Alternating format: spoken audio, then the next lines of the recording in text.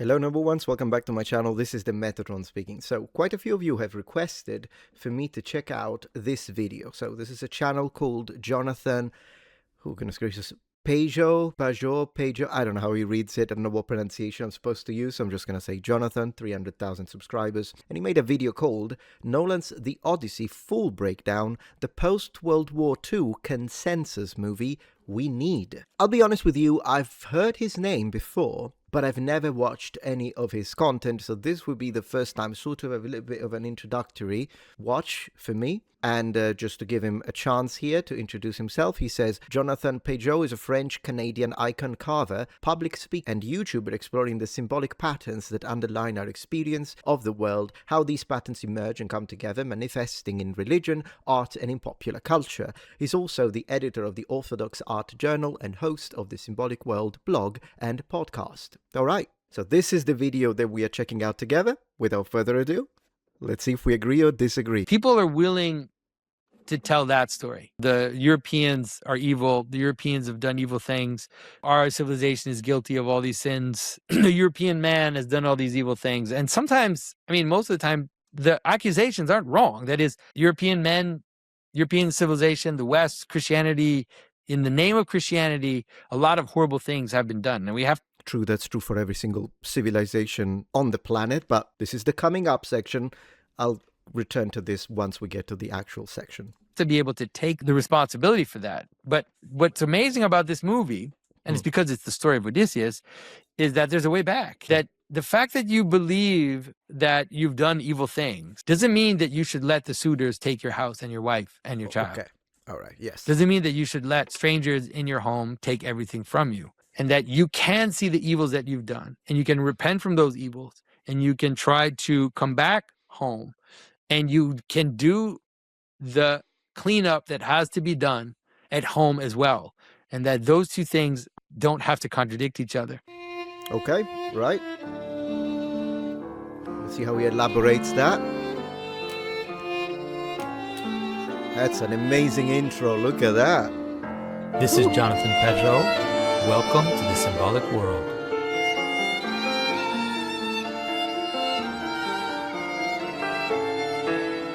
Love the music.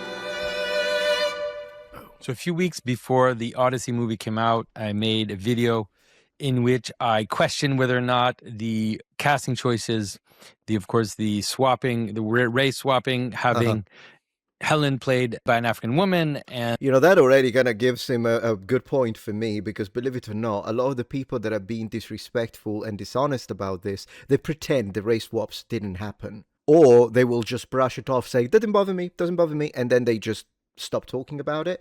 He's starting the video mentioning it. Whatever his thoughts are, I appreciate that. And of course, the trans person playing one of the warriors, whether or not it was signaling some kind of subversion in the storytelling, you know, I was kind of worried about that. And then I got attacked by the left. I got... Oh, yeah, it's a Tuesday for me.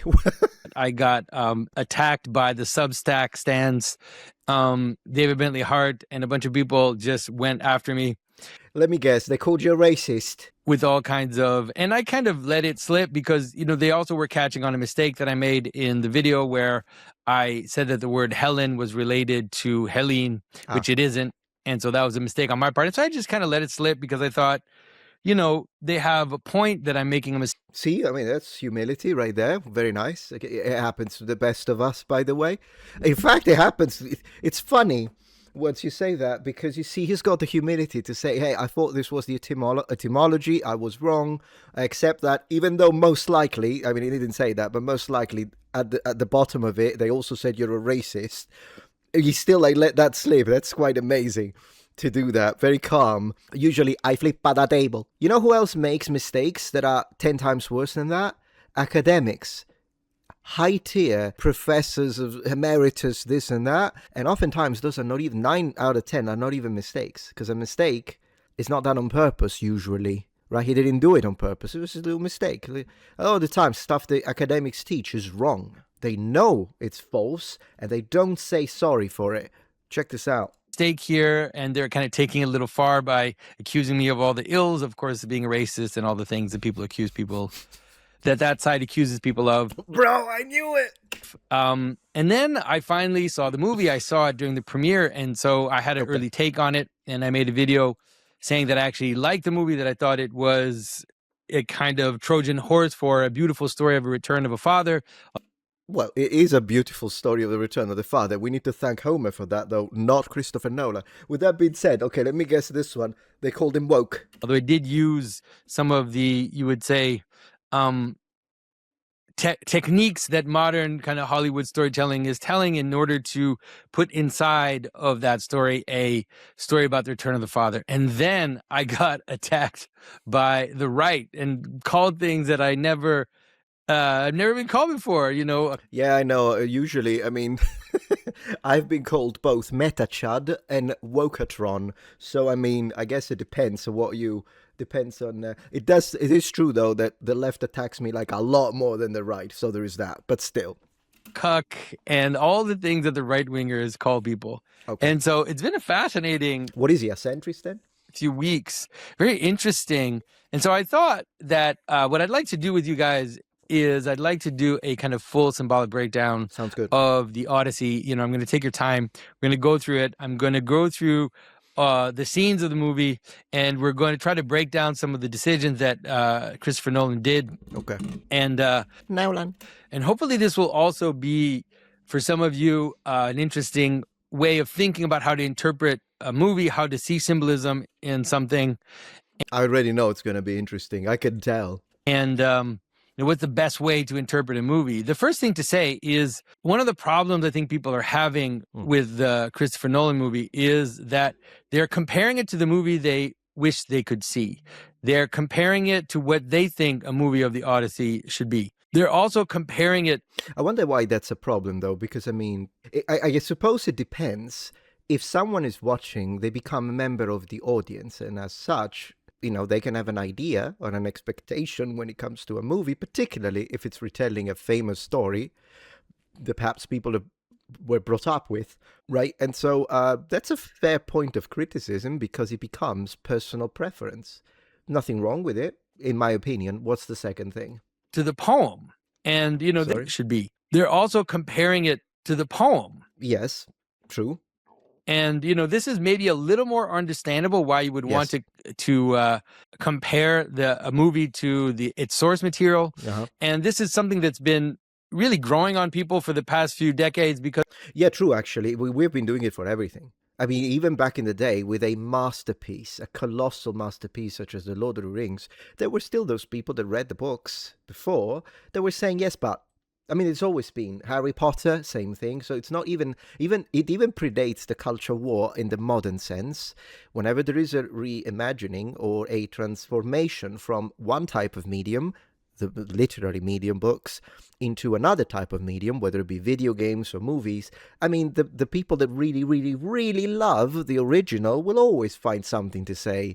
And then there is the historical accuracy one. I want to see if he's going to touch that because that's more my sector, if you will. So the people that, well, it's historical, even if it's historical fiction, just the same way I don't want to see Greek soldiers with an AR-15. Well, likewise, I also don't want to see them with shields that are historically incorrect or with armor that just doesn't work. There is that third sector. But once they want a certain coherence with the story, I don't think there is anything wrong with that because it's still, it's a natural expectation for people who love an original story. Because of people's love of franchises, being annoyed that characters from franchises are being destroyed by their interpretation in different media. But I would say that this is a very thin take on how to look at something, especially something as... I accept that you might think of it as it being thin. I imagine you mean superficial, particularly if he is someone who normally goes very deep. That's the kind of feeling I get, like someone who sees symbolism and understands all of the underwoven patterns all the way down to the cultural depth and historical whatever. So yeah, of course, in comparison to your analyses, then I would say, yeah, it's a little superficial. That doesn't make it illegitimate though, right? Because this is really what we are talking about. Is it a criticism that is not supposed to be there, or is it a criticism that might be superficial, but it's legitimate? And if it is legitimate, then it has a place in our society, in my opinion. The Odyssey, because the Odyssey and the story of Odysseus and the story of Troy is really the foundation of Western civilization. Based. That I didn't get wrong in my original video. You know, all the people see themselves as going back to Troy. So many people, the British, the Franks, Yes. the Scandinavians, you know, as soon as these peoples kind of joined to Europe, they tended to try to formulate how they came from Troy. And of course, the Romans themselves see themselves as escapees from Troy. That was one of the original myths. I have actually a dedicated video called the True Origins of the Latins, when I show all the different myths and then the actual what archaeology, history, and historiography tell us. For instance, the merging of the two different populations, the people that are called ab origines, which is where the term aborigines comes from, which means at the origin. The Romans tell us about these people, and now they mixed with the Trojans in theory. So it's a mix of two different peoples. It's fascinating. There is the discussion of the gods, the people of the swamp, the people of the mountains. There is a lot when it comes to what the Romans thought. So the Romans didn't think I'm not saying that he's saying that, I'm just expanding onto it.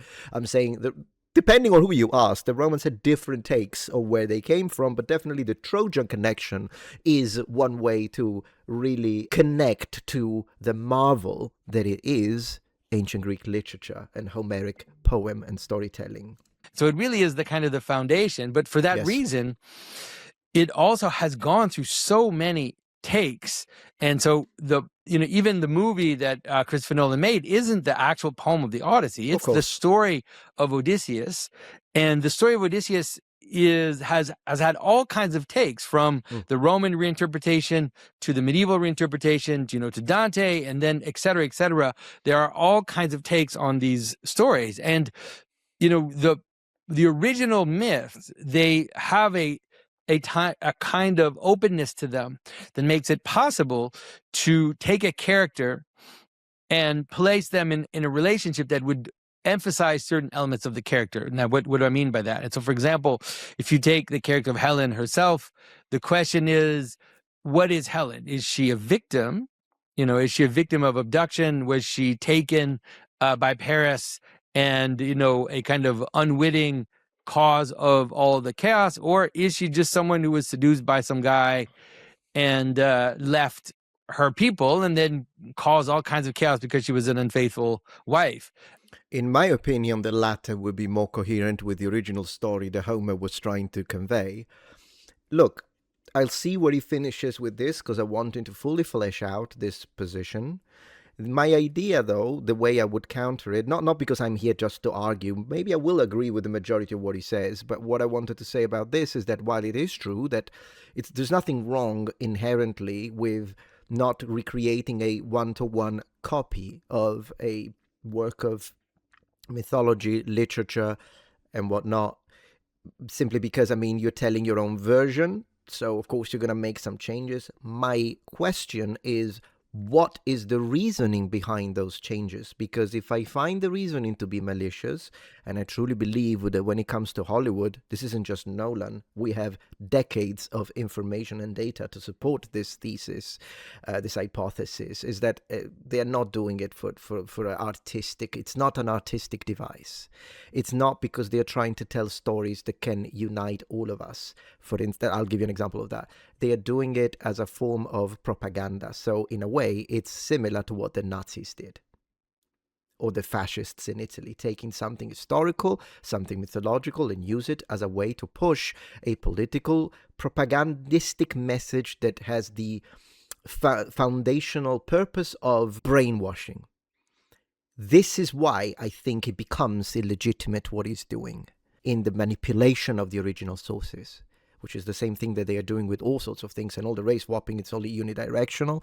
I'll get back to this, but I'll let him flesh out, because it's possible that I'm kind of misunderstanding the central core point. And there are other interpretations of it. Did she regret later? Maybe she regretted, maybe she didn't. And if you read the poem of the Iliad, you'll see that there are hints and of what her intentions were. But then there are other traditions and other poems and other stories that will kind of push the interpretation in a certain way. Okay.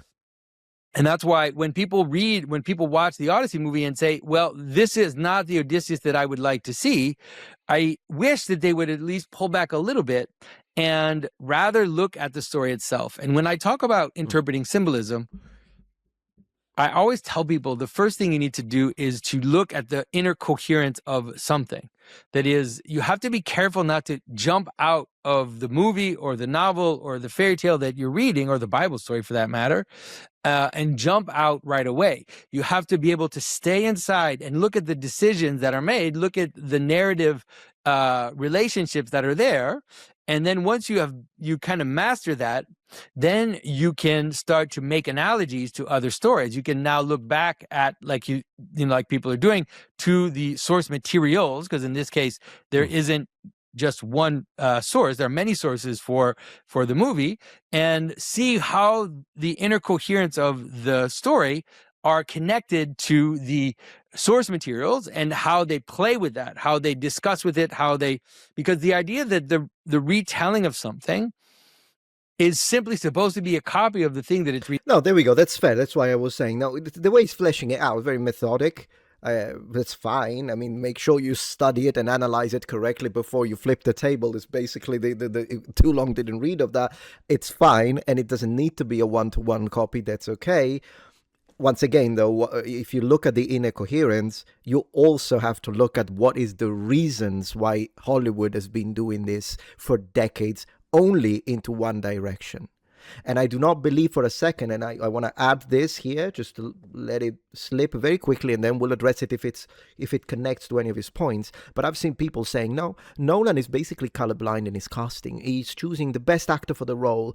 He's choosing people based on their skills, not their skin. And if that were true, it's an excuse, it's a coping mechanism. Because if that were true, then explain to me how it never happens the other way around. Modern Hollywood never race swaps any Asian, African, non-white with white actors. They only do it the other, because in that point, when it's non-whites, they always say representation matters. You need to respect and praise the Polynesian culture and the African culture and this and that. But when it's whites, it's out for grabs. Then it's not the skin, it's the skill. That tells me that there is not only a logical inconsistency, but a moral inconsistency, and I'm not okay with that. So that is one of my major criticisms, and I do believe that it's the case with Nolan as well. But please. Telling, first of all, that's naive, because a movie is not a poem. Right. You can't make the Odyssey into a movie. It's not possible if you wanted to do it exactly like the poem. Yeah, and also, course. then what's the point? The point of retelling something is to, in some ways, make some aspect of it shine in a certain way. Yes. An aspect that is relevant, of course, to the people that would care enough to watch or to read a new version of these stories. So this is, to me, I think one of the things that is causing a lot of the chaos, because, man, the radical differences between the way people are seeing this is crazy. I mean, people absolutely hate it, and other people absolutely love it. Obviously there are people who kind of sit in between. And, why is that happening? And first of all, I do think that one of the problems that people are wanting to compare the movie to what they think the movie should be, and therefore get frustrated when they hit a wall against that. But I think there's also something else going on, which is related to my first interpretation about the Odyssey, which is that I believe that Christopher Nolan is playing a lot of tricks on us. And the more, I mean, that's very likely. I don't be sure. the more I think about it, the more I realize that it's not a simple trick. It's actually a very complex trick that he's playing on us. He has layered things inside the story in a way that is ringing people's bells in different ways. But I think it's also exposing people in their ideology. That is, I made he's not like immune to this. His ideology is clear. I just read an article 15 seconds ago where Nolan was saying he had to change the ending of the Odyssey because it was too misogynistic. It's okay. An interpretation of the Joker movie quite a few years ago, where I tried to hint at the possibility that because of the decisions made in the movie, it was triggering people and it was triggering people because it would take you in a direction, and then when you think it should go, it would go in a different direction. And it would make people frustrated because in the Joker movie, for example, we think, spoiler alert, I guess, people in the political sphere think that an incel is a certain thing. And so now the incel was acting both like the incel, but also like a revolutionary leader, which is something that, the more left-leaning people couldn't handle, to have these kinds of things. And I think now this is in some ways happening more on the right, where the people on the right are watching things go in a direction, and then when it gets turned, they are frustrated, they can't deal with it, and they struggle to understand what it is that's going on. I wonder if this is... I might need... This would be better if, rather than a reaction video, this was an actual discussion and conversation. Very open to it, by the way, Jonathan, if you're interested. Mostly because I'm a little bit... I think I may be failing to grasp your... It's a fault on my end, I'm sure. But it's like the split second they started with the first trailers, even before the race casting, the race swapping, the nonsense, the language, and all the rest, I saw that this movie was not going the historical way. And interestingly enough, even though left-wing people now, or in general, even if we don't want to constantly talk about politics, Nolan shills, Nolan fanboys, who also happen to be tankies in a few instances, but whatever. Nolan, the people that just defend Nolan no matter what, they also, apart from like the super Nolan fans, but a lot of people on the left and the right were complaining about the armor, the historical, what is it, Odysseus, Batman, and all that.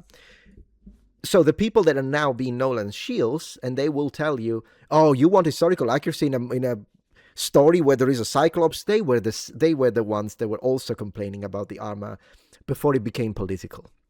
Now that it became politically relevant and the chuds are using the history component to attack it, now it's stupid to expect historical accuracy.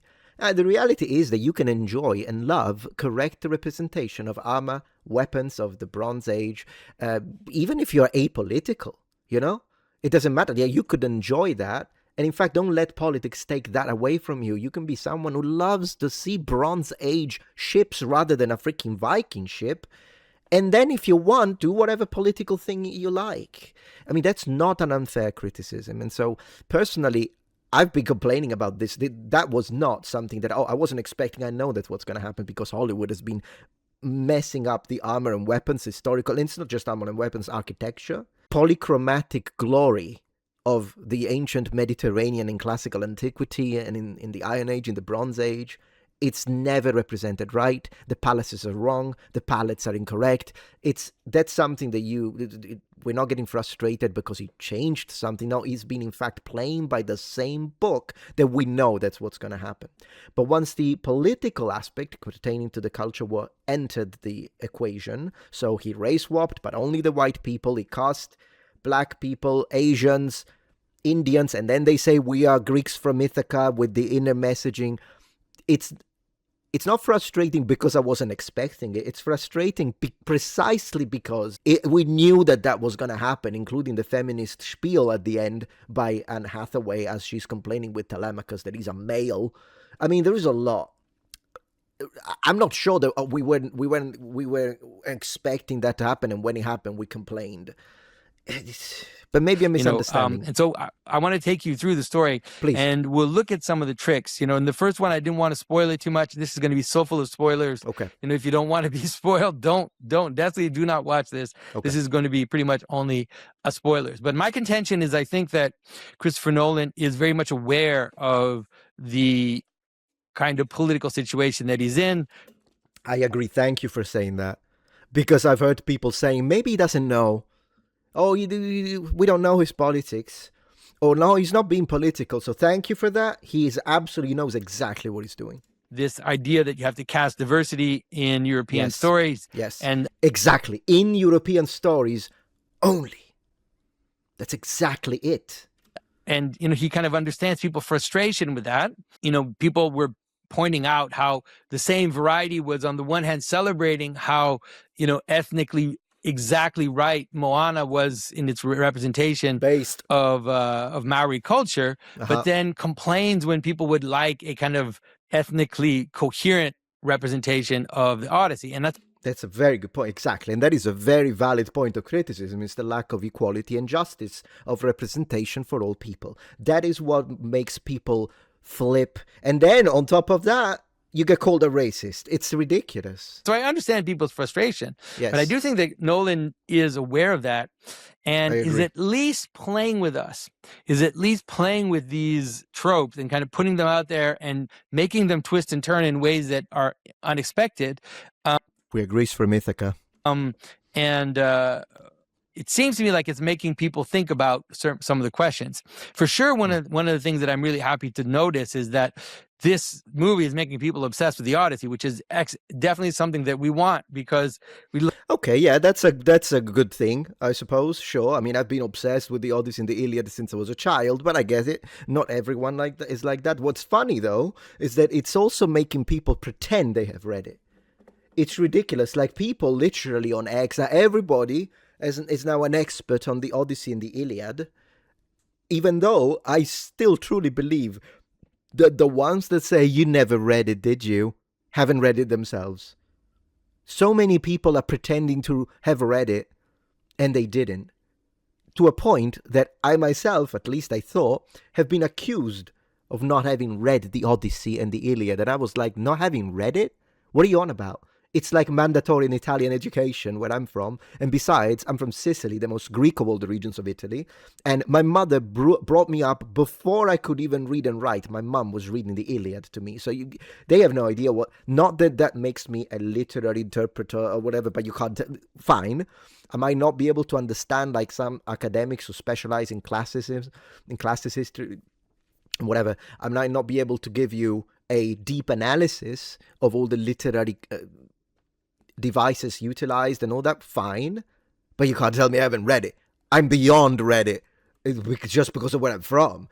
But people will use it, and I know for a fact that the people who says that, they accuse you haven't even read it, have you? They haven't read it themselves, because then they say something, I'm like, bro, that's on book 11, that's on book 9, what are you on about? So like, it's obvious, everyone now is an expert. Love the Odyssey. Our company is Symbolic World Press. We're getting ready to start to publish the entire epic cycle, starting with Jason and the Argonauts, and tell one story after the other through little chapter books for 11, 12-year-old children, and go all the way to King Arthur. And we're going to call it the Age of Heroes. And so we care about these stories very much. And we've done a lot to try to revive I appreciate that. These ancient stories. Our fairy tale publishing is we are probably the people right now that are publishing the Western fairy tales with the most love and the most care and the most attention. And so we definitely care about this. Yes. So let's look, and so I'm happy to see that at least it's making people kind of obsessed with the Odyssey and comparing it, and people who would never have heard of Sinon or of Antinous are suddenly very much aware of these characters, which is great for everyone if we can think about it and care about it. And so I appreciate that as a sort of involuntary boost to our foundation. But when they do it while hating it, it kind of pisses me off still. Like, I can be happy with that. That's nice, very positive thinking. But then again, you know who had never read of it? Like Homer, and didn't even know who the heck that was? Lupita Nyong'o. And she's the one who says, these are just myths and you're just a bunch of racists. That's why I'm not going to like it, even if now people are interested. And they're like, you know what, after all of this culture war, which is more of a Marxist cultural revolution, if we want to be specific about the terminology, but let's call it culture war. And then they go and read the Iliad. Well, that's a plus, I suppose. But I don't like that. Why couldn't it be just a way to be respectful towards the authors? Instead, they are making millions off of this while degrading the author, making fun of the people that love it. Like, it's not really, it's not enough. It's despicable what they're doing. That's what I think. But my contention is that Nolan, he's playing with us. And as we go through the elements of the film, hopefully you'll come to agree with me and see that he's kind of playing a trick on us. And if you think that he's not capable of that, one of the problems I've also seen in the people that are reviewing this movie and are interpreting this movie is that everybody always thinks they're smarter than the artist. And I think that to me is sometimes a little annoying, is that everybody thinks that they're more insightful than the person who made it. And therefore, when we see things in the movie, they say, oh, there's no way that Christopher Nolan could have thought of that. There's no way that he could have been so subtle or, so tricky. I mean, this is the person who wrote The Prestige, guys, for goodness sake. Oh, yeah, no, definitely. It's not a lack of skill. This isn't a skill problem. I agree with him on that. This is, in fact, something that makes me even more pissed off. The potential. Like someone as skilled as Christopher Nolan, I loved Inception. Someone as skilled as him having to bend the knee, for me is worse, because it could have been fantastic. And I do believe he played the tricks that you say, and then you'll explain them to me, and I'll tell you if I agree or not. But I'll let you lead on that because you're very skilled when it comes to looking at patterns and things like this. But that, in fact, pisses me off even more because it feels like a master manipulator, but manipulating others into accepting something that it's morally despicable. Yeah, you can be skilled at it. I'm sure that some of the generals in the Nazi army were very skilled at what they were doing, or Stalin had some really good generals at one point. It doesn't make it right. Entire movie about hiding and tricking and pretending, and presenting something and having all these kind of flips and layers of meaning. And so, no, he is very much capable. I agree. Of doing these things. And so all we need to do is look at what's actually there in the movie, and not even push any interpretation. Just look at what's being presented to us, and usually the symbolic meaning will start to manifest itself just by doing that. So the movie, I agree. One of the symbolism is definitely we are Greeks from Ithaca. You know exactly what that's symbolizing. We know exactly what that means. The movie starts inside the room with the suitors, right, as they are feasting and eating. And the bard is the first one that we see, and this is Travis Scott playing the bard. And I have to say, when I started watching it, I was like, oh, this is not starting well, right. Because he does this weird thing. It's kind of like a slam, like a spoken word thing where he just says words one after the other while he's hitting his stick on. I actually found that hideous from an auditory perspective. The table, and I felt like this is not particularly successful, and it's kind of odd to start with that. But obviously the thing that is most, he talks about a man, a war, all of these different words, but then he says a trick, and then I think when he says the trick, that's when we go to the beginning of the action. And the beginning of the action obviously starts with this character Sinon. And so Sinon is a character that's not in the Odyssey. And this is already where you have to let go of the idea that the purpose of this is a representation of Homer's poem. Oh, yeah, no, for sure. I know for a fact that Hollywood, they hate it. They hate everything about it. They hate the West, therefore they also hate the foundations thereof.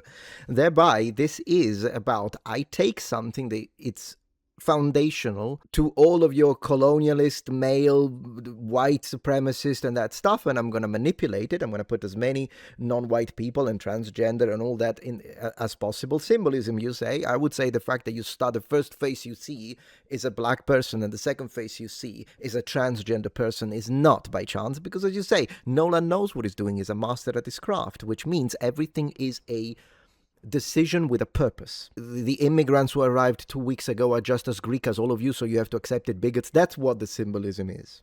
I'm convinced by that.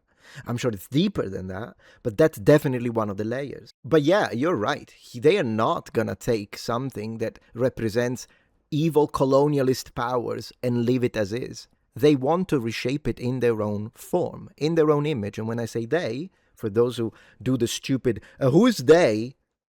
The Hollywood elites and radical left-wing activists that control media production. And they are using it as a way to shape people's opinions, to feed their propaganda machine. Now, you can explain to me the witty ways in which Nolan himself did it, but that's what he did. Purpose is to take the entire kind of mythological storytelling and present it in a way that has its own inner coherence and that is also saying something that Christopher Nolan wants to say. Exactly. Precisely. Homer has been manipulated into saying what he Christopher Nolan's and the rest of the Hollywood elites want him to say to whom? Modern audiences, to pander to them, but also the people that reject the message, to let them know your culture and history is up for grabs and we will race swap every single one of you if needs be. Why? Oppressor dichotomy. And so it's important to notice these first scenes and see what's going on, and then you're going to see. And so Sinan is, of course, the character played by Elliot Page. Yeah. And Sinan is represented as very weak. He's represented as this weak soldier, and people were posting clips of that scene where you see Sinan, running down the hill and almost like dropping his stuff, and the character is super thin and clearly is not meant to be a warrior. And then Sinan comes right in front of the Trojan horse, and immediately the Trojans come down the beach and they just throw a spear right through him and kill Sinan on the spot. And I thought it was arrows. Maybe I'm misremembering. What's wild about that is several weeks before the movie came out, people were posting memes of the Troy movie where they had replaced Achilles' head with Elliot Page. Right, but that's not people being silly. Oh, you thought it was going to be Achilles, but you were wrong. No, if anything, that's a trick. I do think they did it on purpose. I think Nolan did it on purpose. The leak of, it might be cast as Achilles, and people went nuts. Yeah, at this point, it's a trick to get publicity, I guess. Or, hear me out, or maybe it was supposed to be Achilles, but they chickened out. I'm still open to that possibility also because of the ghost scene. The ghost scene, the ghost of Achilles that speaks from Hades, that is who that's supposed to be. So to me, it looks like it was going to be Achilles, but they chickened out. Even if I'm wrong, though, because I can't prove it, it was the leak happened, so I think people talked about it because, it was a leak. People were saying, is that going to be Achilles? And if it were the case, it would have been hilarious. And Elliot Page is running towards the giant, and the giant spears Page. That's dies funny. Right away. That is a funny clip, though. And so it's just completely wild, almost like an oracle.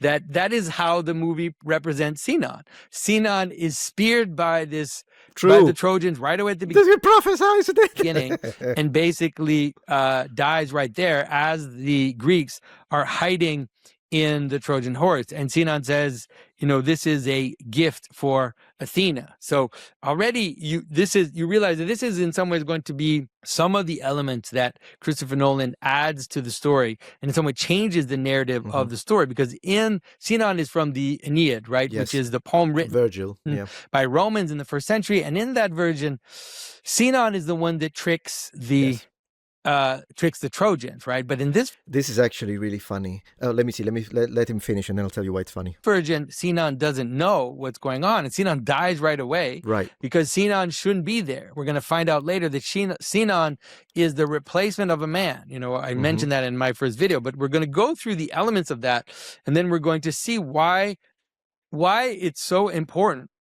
Yeah, I do find it funny, though. So the reason why he chose Elliot Page specifically was because of the DEI checklist. We need a transgender person. Well, I've worked with Ellen Page before, now called legally changed the name to Elliot Page, I suppose. Well, and I already know Elliot, so let's get Elliot in here, and that way I get the checkbox C, I cast a transgender actor.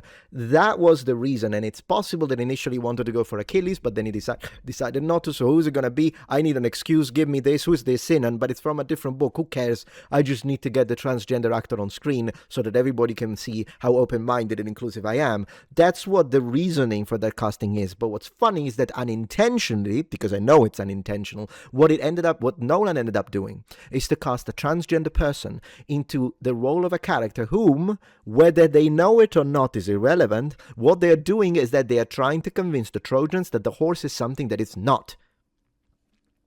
It's, at the end of the day, a mental manipulation towards the Trojans. That could be a way to read transgenderism and gender ideology, right? The transgender person that goes under the surgery and all the stuff, maybe they're not aware of it because they've been convinced by an ideology that they can, in fact, change sex. Then whether they believe it or not is irrelevant. It's the truth that matters, the biological truth that matters.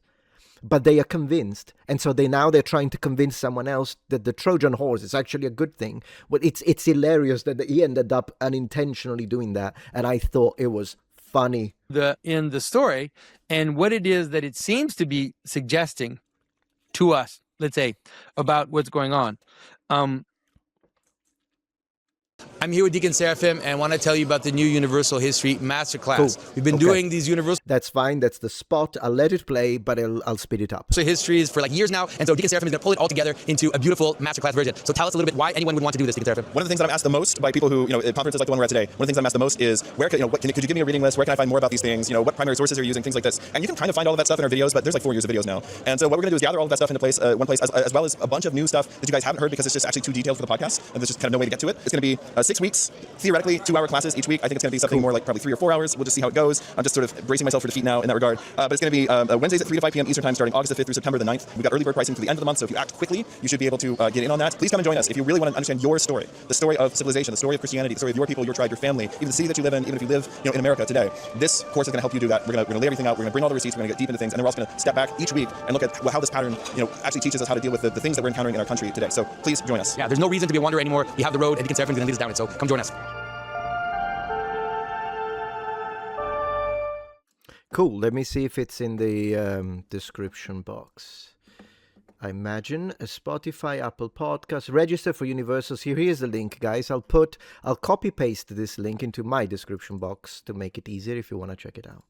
And so we go back to the suitors, and then we see Telemachus, and Telemachus is angry, and he doesn't want, he's arguing with his mother because his mother doesn't want the suitors to hear the poem of Odysseus.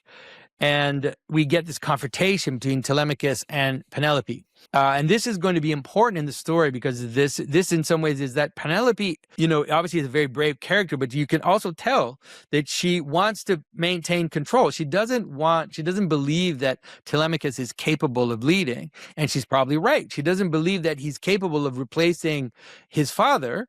And therefore she is kind of keeping him under her skirt, keeping him basically controlled by her. And so this confrontation where she's like, I want to... Historically, that's actually interesting because queen regents didn't really happen when it comes to the Mycenaean period as far as we understand, but they did happen in the Hellenistic period sometimes. So a little anachronistic, but as I say, not gigantically anachronistic. And it does make sense. I mean, of course, Telemachus is not this. I mean, no one can replace Odysseus or Ulysses if you prefer. So it's not without any foundation. Odysseus, I want my husband to come back. Yeah. Is setting up also that whole dynamic, which will play through the movie and then will ultimately lead to Telemachus, who will come into his place, right, and will ultimately become the king of Ithaca and will be crowned in some ways by Odysseus as this happens. Okay. Then we obviously go to the training scenes. These training scenes are the ones that I mentioned in the earlier video, which is that Telemachus is shown fighting. And Telemachus is, he keeps missing. And then the blind swineherd says, you're moving too fast. You're trying to defend yourself too quickly. And he said, you have to open yourself up, draw in the attack, right? And then when you do that, then you will use that to your advantage, right? And so I guess the symbolism of the training and the wise words of the old man, even though he's blind, that's nice. The training did look like shit, though. It's the typical, so they clash the swords, and then he goes for the leg, and then the spin. I mean, it's awful. But sure, I mean, you're looking into the symbolism of it, so I guess... I already have, to me, the beginning of the movie sets things up. And it's always important to kind of understand the beginning of the movie because we realize that this, in some ways, is the trick, right? This is what Odysseus will do later at the end of the movie, which is that he will come into his house as a beggar and he'll let the suitors abuse him.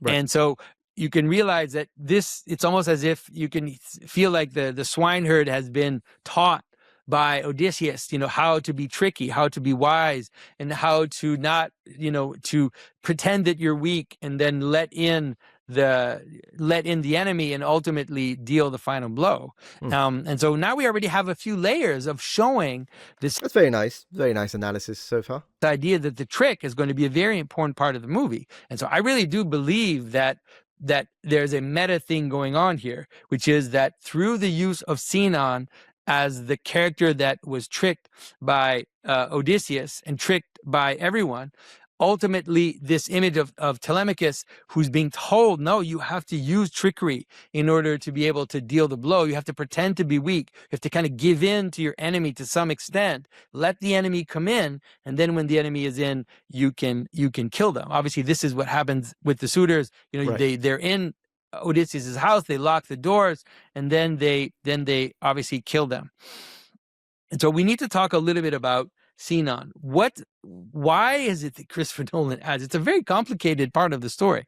It's a very complicated part of the story. So the story is that Agamemnon decides to use lots to decide who's going to come to the war. So they draw lots, and It's kind of modern, to be honest, but Antinous is the guy who is the head of the suitors. He's the swarmiest, right? He is the most kind of mustache twirling evil guy in the suitors. He's the leader of them. right. Gets the lot to go to war. And then he immediately turns to Sinon and tries to convince Sinon to take that lot, because Sinon had received the lot not to go. And so Odysseus sees this and is very embarrassed and is trying to cover for the shame of the family. So what Odysseus does is that Odysseus lies. Odysseus says that Antinous had received the lot not to go, and Sinon had received the lot to go, and that Antinous was now trying to convince Sinon to let him go and fight in the war. I flipped it around. Right? So Odysseus lies, flips it. Yep. And so then he says, actually, no, we shouldn't do this. It's okay. Antinous, he received a lot to stay, so he should stay, and he should take care of my wife and my family, and Sinon will come and fight with me. And so he tries to cover for the shame of the family, but this lie is the basis of that whole kind of aspect of the story. He tries to pretend that Sinon is the worthy warrior, and he does it to cover the shame of the noble boy and take this kind of just shepherd boy and try to pass him off as a man, as the one that should fight. And he does that to cover the shame of the fact that the one who's supposed to fight is a coward. The one who's supposed to fight is a parasite. The one who's supposed to fight is lazy, and maybe just stays at home and doesn't want to work and doesn't want to take up the responsibility of civilization, and has in some ways given up the responsibility, and now is going to spend the rest of the movie blaming and accusing and saying that, oh, no, he wanted to go fight. He wanted to go fight in the war, and lying. And Sinon will come to believe the lie himself. Sinon comes to believe that he really, really wanted to go to Troy and tried to convince Odysseus that he was the one that had been chosen to go and fight for the battle. And so you can realize that all this is based on a lie. So whether you like it or not, Yeah, I mean, the scene is effective from a storytelling perspective. If that's where you're going, of course, I can accept that. That's not a problem. Christopher Nolan is suggesting that the character played by a trans person, Elliot Page, is the one that wasn't supposed to be the man, that wasn't supposed to go out and fight, that wasn't supposed to go to war, and ended up only going to war and fighting because the true man had... Oh, right, but you are reading this into it. I can agree with it. There is no way that Nolan is thinking that. Oh, I don't actually, I mean, so Ellen Page is pretending to be a man, so I'm going to wove that into the story so that if you could really, really see it, I'm not making fun of you, man, but I'm just saying, it kind of makes me laugh. The idea that Nolan is like, so guys, it's just pretending to be a man, but it's not a man, because the real man is the male, the one at home. Yeah, that's not what Nolan is saying. It's funny that you can see it that way. I understand why you see it that way. No way in heaven and hell that that's the way. Nolan believes Nolan doesn't believe, just like everyone else in the Hollywood elite, to just be real for a second, they don't believe that at one point Helen Page decided to pretend to be a man. No, they believe that that's literally a man, because they have moved the meanings, the semantic, there's a semantic shift that happened in the radical left.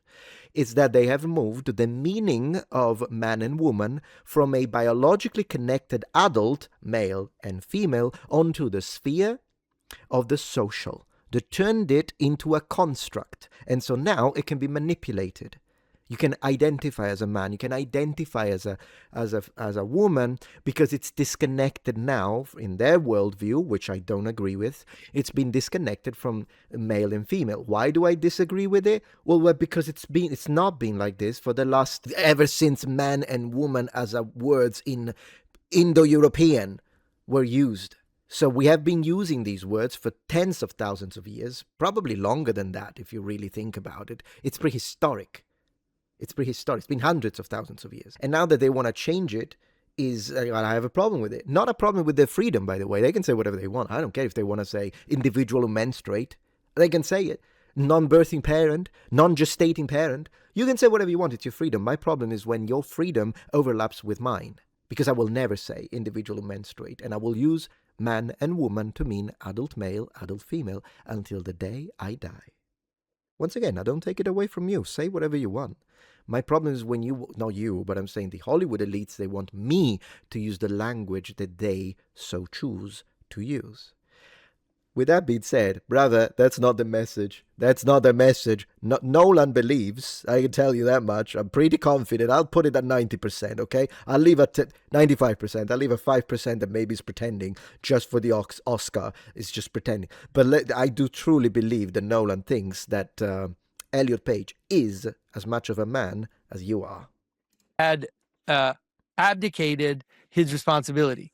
And I think that that's absolutely right. I think that Nolan is right to blame the chaos of our world and the gender confusion and all of that. He's not blaming it. I wish that was the message. Although then again, in fact, what I wish is remove all modern political messaging from the movies. That would be a message I agree with. The chaos of gender ideology, absolutely, it's havoc. But even though I agree with it, if you gave me the power, you choose, does this movie have any modern political messaging? And if so, you get to choose if it's a right wing or a left wing, or do you want zero? I would still choose zero. I would still just give the inner politics of the time, because it's not like I'm saying it's empty of politics. Of course it has politics, has its own politics, and then maybe put those things that we can all agree with, because the reality is there are a lot of games and movies in the 80s that had political messaging that were relatively contemporary, apart from the in-world politics. But the difference with the current type of political propaganda and messaging that has been pushed into video games and movies is that usually the political messaging you have in old school games is the bottom versus top, the class struggle, not necessarily in a left-wing sense only, but in a populist sense. Oh, there is the people, normal people, and the rich and powerful. And so usually when you talk about, like, look at these corporations, how they're misusing and mistreating people, most people will agree with that because it's down versus up. But when it's left versus right, which is exactly what's happening in today's media, the majority is left-wing propaganda, let's be honest about it, then it's divisive. It's not something that we can both agree, right? We can both agree that, health insurance companies are scamming people. We can agree with that. But we can't agree on left versus right gender ideology. Regardless, Nolan is not pushing an anti-gender ideology messaging in this movie. Brother, I can tell you that much. Mostly on the fact that men abdicated. And it's so much easier to blame everybody else and to say, oh, society, everything's falling apart. But if you believe in a normal kind of hierarchy of things, the beginning of the problem starts with the fact that the men themselves have not been willing to play the role that was given to them. Right. And I agree with that. I think that take is right. I think that he has a I think that that he has a good insight into doing that. Do you think that that is his take, though? Or these men, they were supposed to go and fight the just war against the Trojans, but they didn't because they didn't care about society as a civilization, but they only cared about themselves. Is that their position, though? I'm just asking. This is I'm not trying to counter argue. I'm just asking a question because it sounds to me that instead what they're doing is telling you war bad. Which would mean, I mean, in general, war is an awful thing, but there are situations in which a war can be just, for instance, self-defense warfare. But regardless, in this scenario, the Greeks, Sparta, has been mistreated. And so, from the perspective of Homer, the war is just, and there is glory in heroic actions in war. That's gone in this movie. There is no heroic glory. Okay, there is only the atrocity and PTSD related to war, which I'm not saying it didn't exist in the original poem, but it's very different. Now, again, you are telling me, but it's fine to tell a different story. Fine, but are you sure this is the story that he's trying to say? These men are not willing to fight and do what it needs to be done to save civilization, and they're only selfish and lazy and cowardly? Or is it a situation whereby a war bad, colonialist powers bad, generally male bad, and white supremacy and misogyny? Because to me, that's what it looks like. And also, you need to accept the immigrants, treat foreigners nicely. Zeus says so.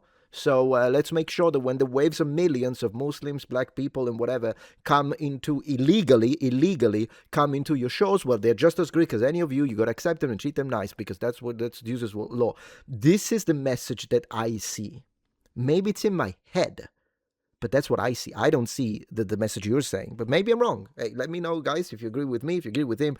No problems. And of course, in the end, the Sinan character ends up being the victim of all of this. True. And being the victim of the lie, the victim of the trick, the victim of all of that. And, and Odysseus has affection and feels guilty Yes. for, putting Sinan out there. And then ultimately one day, in Hades, I think it's in Hades where he says Yes. that Sinan was the bravest young man he's ever met. And people have been dishonest about this because they said that the line was that he was the bravest warrior, of the Greeks. No. Odysseus doesn't say that. Odysseus says he was the bravest young man I've ever met, and he was brave because he was willing to go out and be the man in a position where it was not, he shouldn't have been. Like, it wasn't his role to do that. And so there's a kind of bravery in it, but it is ultimately a kind of vain bravery, a bravery that doesn't give anything except that Sinan just gets speared, and then ultimately ends up telling Odysseus that when he sees Antinous, that he should make him swallow his shame, the shame of not being willing to go out and to fight. So we always have to kind of remember, every time we see something in the movie, you can't just interpret it for what you're seeing there. You have to wait. And you have to wait until all the information in the story is given to you. And then once all the information is given to you, then you can see the meaning of the different things. I agree with him on this. This is why I watched the entire movie. Problem is, it looks like we came to a completely different conclusion onto the messaging behind it. Now, I'm looking forward to see what he thinks about the Helen of Troy / Helen of Congo race swap, because I want to see what he sees through that. I know what I see. I see the deletion of white people and Europeans. That's what I see. But you tell me. If you just see something that you don't like, then you panic. You lose your mind because you see a trans person running like a little boy down the hill and you think, oh, look at that. Well, maybe that's what was supposed to be shown. And maybe you're missing the context to be able to understand it in the fullness of the story. And so, if you look at what is exactly there, you realize that this is exactly what's in the movie. Right now, okay, but I kind of misunderstand this. So you're saying that, right, you see a transgender person and you flip the table because you're like, why is there all of this DEI nonsense? That's usually why people complain about, by the way, seeing either a transgender person or a race swap and minorities when they're race swapping. Not minorities in general, because of course this is ancient Greece. It's fine to have the occasional black person. It's normal. It would have happened historically. It's documented on the vases. No one is complaining about, some people are complaining and saying there were zero non-whites. Not true. There was a small minority still, and depending on which area you went, some areas were extremely ethnically homogenous in Europe, but coastal cities and big places, port towns, of course you would have had centers of culture. You would have had some people that coming as traders, visitors, warriors, soldiers, absolutely from Africa, from the Middle East, 100%. But people are not complaining about the historical placement. People are complaining about the race swapping. Why do you have to race swap a character that we know was not that specific racial, and also only do it in one direction? That's what why people, it's not that people just see and they're being superficial. They don't want to see the story. No, it's because they know what's happening already. It's unjust. But whatever, if we look into the story and the message, you're telling us we are misunderstanding the message, which I'm open to. You are the expert when it comes to symbolism. I want to learn from you, Jonathan. But at the same time, I kind of push back on it when you tell me that the message is, oh, look at this guy. It's a woman who pretends to be a man, and Nolan knows that, and that's why Nolan put it there to tell you. He wanted to be a man, but couldn't be a man because it's a woman and gender ideology. And that's not the message, brother. That's not the message. It will never be the message from Hollywood, ever. Another trope that's very important in the movie is this notion of the people of the sea. So, yes. Okay, let's go. All through the movie, you have this trope where people are worried about the people of the sea. They have this idea that the people of the sea are coming and they are going to attack and to destroy our civilization. Yes. And that's why they want Odysseus to come back, is because they're worried that the people of the sea are coming. The people of the sea are attacking. And this is another place where Christopher Nolan definitely knows what he's doing. And this is, to me, is obvious. One of the criticisms of the movie from the very beginning was that there are no Greeks in the movie. And people were very frustrated because it wasn't ethnically representative. Understandably, people were frustrated. Like, why are you making the epic story of the Greeks and you don't have any Greeks in it? And I think I'm one of those. Christopher Nolan was very much aware of what he was doing. And the reason is because of this trope in the whole movie. So there is a Greek in the movie. There actually is just one. And when Odysseus leaves Troy and starts to go down, tries to get back home, one of the things he does is he pillages all of these cities. He pillages all of these villages. This is something that is in the poem, by the way. Odysseus just ransacks, pillages villages on his way back home. And so in this version, you see Odysseus pillaging a village, and then there's a man on his knees with like tears in his eyes, speaking Greek. Yes. And they have to translate it, with subtitles. And he asks them, he says, "Are you the people of the sea?" And then the person who answers him is the character who's played by an Indian man. I forget his name. Patel. He answers him in English and he says, "No, we are Greeks from Ithaca." Yes. So let's see how you interpret that, because I know how I interpret it. And I think that Christopher Nolan knew exactly what he was doing. Yes. Because they are the people of the sea. We find that out later in the movie. We find out later in the movie that this band of warriors are the ones that are destroying civilization. Okay, true, but that's not Nolan's inventing it. In academia, even though there is still a certain level of mystery, there still is, as to who these people of the sea are. We know that there were probably a coalition of many different people, by the way, rather than a single group, but several people that at the end of the Bronze Age, they mess with the Greeks, they mess with all the Mycenaeans, they mess with the Hittites, and they mess with the Egyptians, because they all mention them, right? And it is current academia, it is being proposed, so it's not Nolan inventing this, that among the various people, some may have been, in fact, Mycenaeans. So, sort of warriors going rogue. So this is not something he made up. It's accepted as the movie makes it sound like it was us all along. Well, that's not, in fact, what academia thinks historically, but for a movie trope, that's fine. Just to sort of set a line of clarification, what academia thinks is that it's possible that some were, in fact, Mycenaeans that went rogue, probably returning from the wars. Because remember, the war is real. The War of Troy happened. So Troy existed. It's the city of Wilus. I've said that many times. Western Anatolian seaboard. We know what it is. Schliemann found it. It is what it is. It happened. And so it is possible that historically some of these people were indeed Mycenaeans. So that's not something he invented. It's historical. It's just that he made it sound like it was only them. Instead, it was probably them and other people taking advantage of the sort of what will lead to the catastrophe, the fall of the Mycenaean palaces and all the rest. So see, you can't have it all. And this is why I think Nolan is kind of playing with you and joking with us, is that you don't like the fact that the army, the Greek army, is represented as being very diverse, and you don't like that. I get it. Okay. But then it's represented as the thing that's destroying civilization. So you can't have both. Do you see what I'm No, I don't. Unless you mean, are you saying that Nolan is trying to push that a bunch of Indians and black people are the ones destroying civilization? Because that's definitely not his position. Okay, that's not what he's saying, brother. If you're reading that, maybe I'm misreading this. Maybe that's not what you mean. I don't think that's what he means. That's not what he means. When the shot, because the shot could have been, anyone could have said, we're Greeks from Ithaca, and it could have been someone who at least looked believably Greek. He chose to have the minority say it on purpose.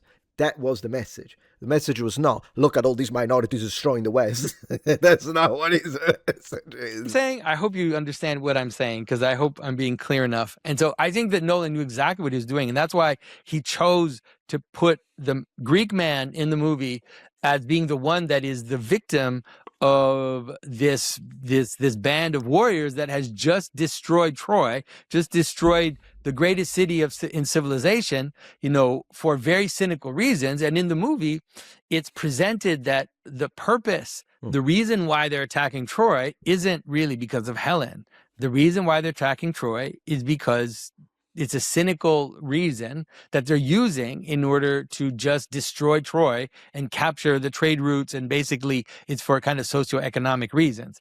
Interestingly enough, yes, the princess is a pretext. Fine. Control of the trade routes, definitely a possibility for the real Trojan War. In my research, while the princess is a thing, by the way, she's there.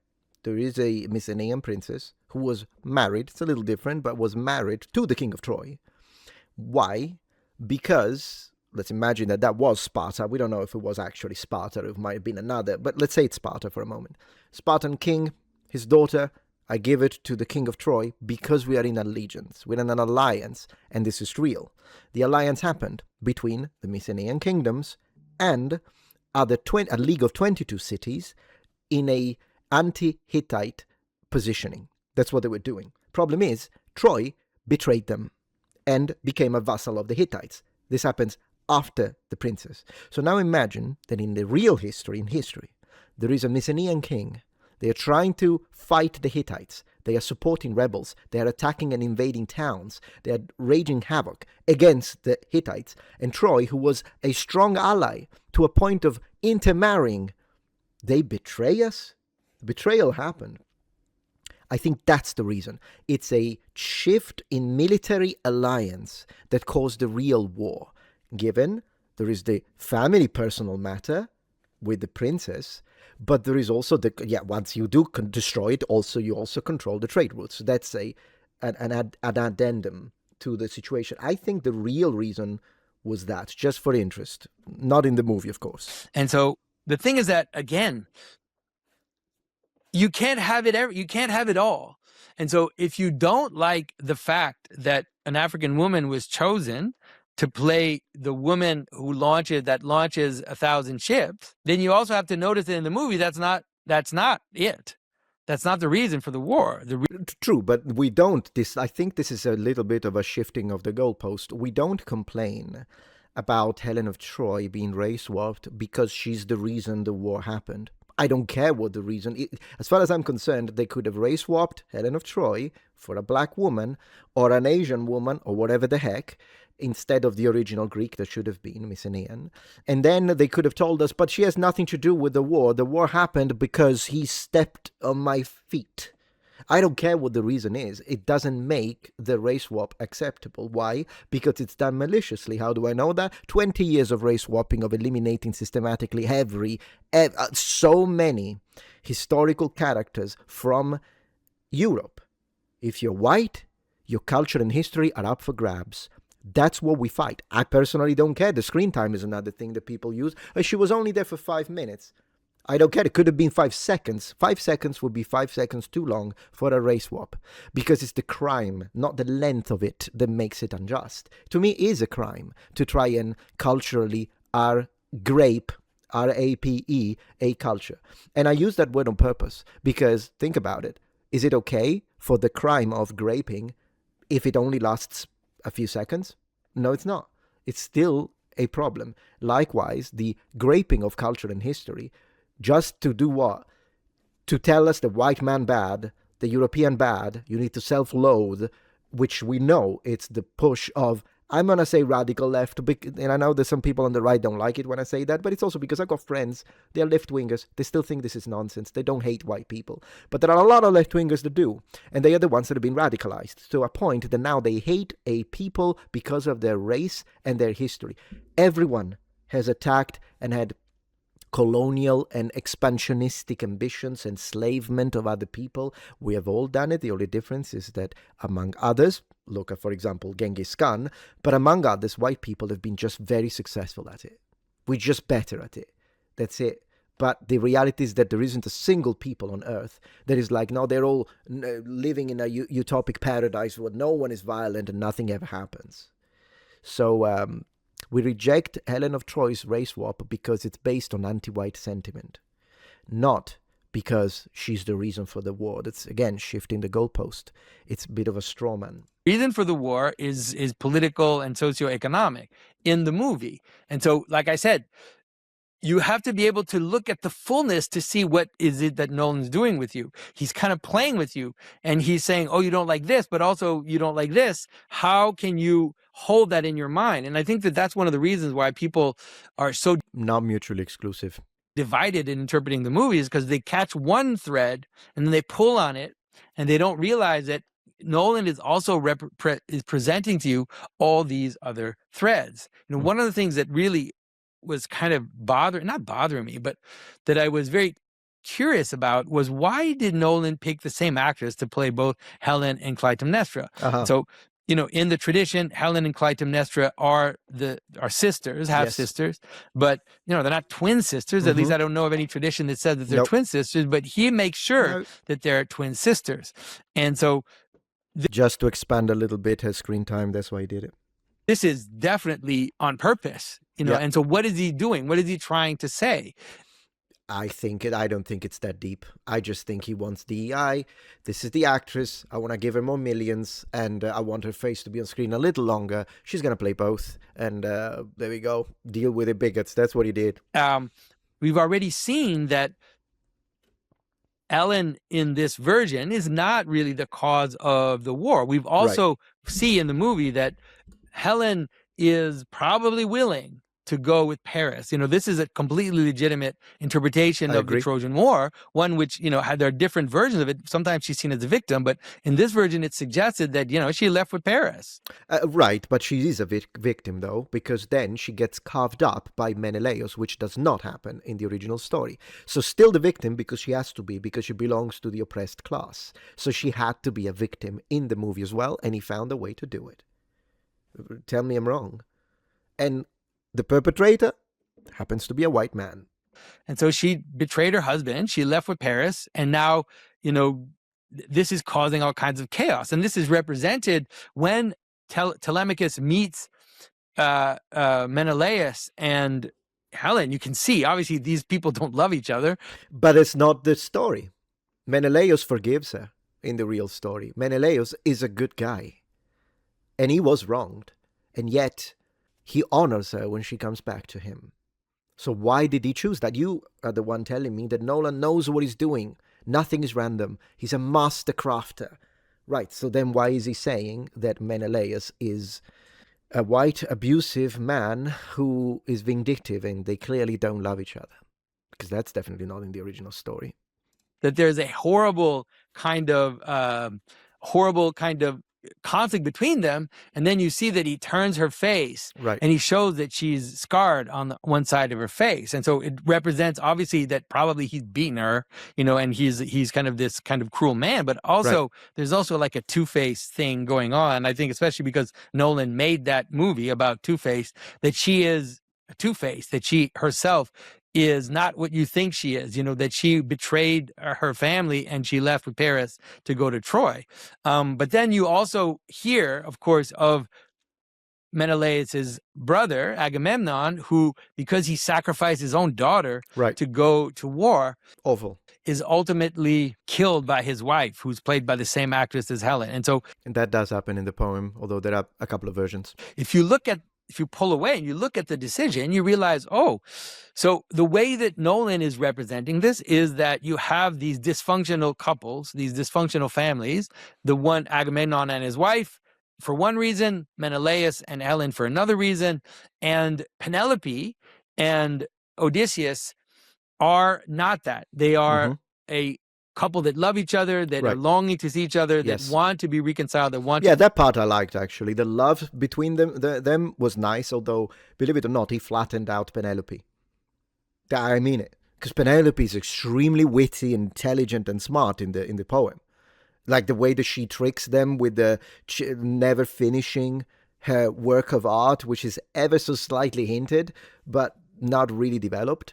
And another character that he flattened out, still women, by the way, is Athena, who is the deus machina of the whole story as a literary device. Here, figment of his imagination because of PTSD. If anything, even though Lupita Nyong'o accused Homer and tried to shame him, remember the interviews are all part of this, right? We need to look at the interviews, not just the movie, to get a complete picture. And in the interviews, you can see that Lupita Nyong'o is trying to shame Homer for his misogyny, and yet it is Homer gave more screen time to his women than Nolan did, and Nolan flattened them out.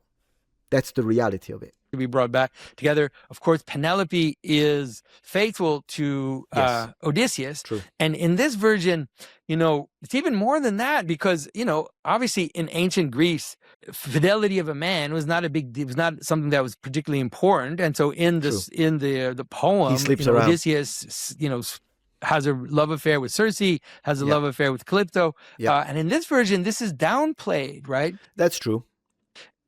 He doesn't have a love affair with Circe, and obviously he has some kind of affair with Calypso, but you feel like he was almost like it's almost platonic. He's right about that. Instead, it's very sexual in the story.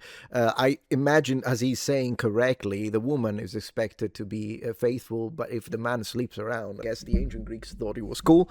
I imagine, unless I'm misreading something, but that doesn't really click well with us today, so I think that's why he didn't represent that. Maybe, I'm not sure though, because then again, people like Emily Wilson, who is the one who did the translation that Nolan used as the basis of reference, and she's a very feminist woman. She did say that Odysseus in the original story basically was this white man who objectified his wife and gets his slaves. So, I mean, they hate him. They hate everything that this story is, which is why they manipulate it. I don't see it as so smart he's playing tricks and you plebs don't understand it. I'm not saying that that's what you are saying, but I'm saying I don't see it that way.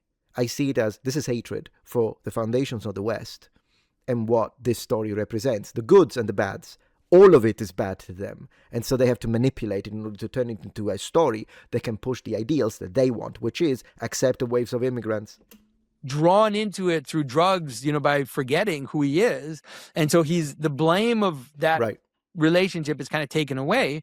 True, not only that mixes book 9 with book 5, because the Lotus Eaters is a completely separate story in the original poem. And it really is, this is obviously now a lot of the values behind the movie are kind of like Christian or post-Christian, and this is a place where you see it, which is that ultimately what Nolan is doing is trying to represent the type of relationship between Odysseus and Penelope as something that is stable, that can bring about continuity, that can bring about the son who will take the place of the father, that will ultimately be the one to replace his father in the proper way, and he compares it to the dysfunctional families, the dysfunctional relationship that you see in Menelaus and Helen, and that you see in Agamemnon and Clytemnestra. And he tries to kind of mix it together, because you have this conversation between Telemachus and Menelaus, where, you know,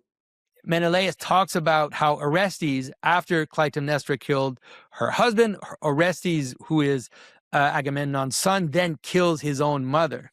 And Telemachus... But we don't see that. It's only hinted.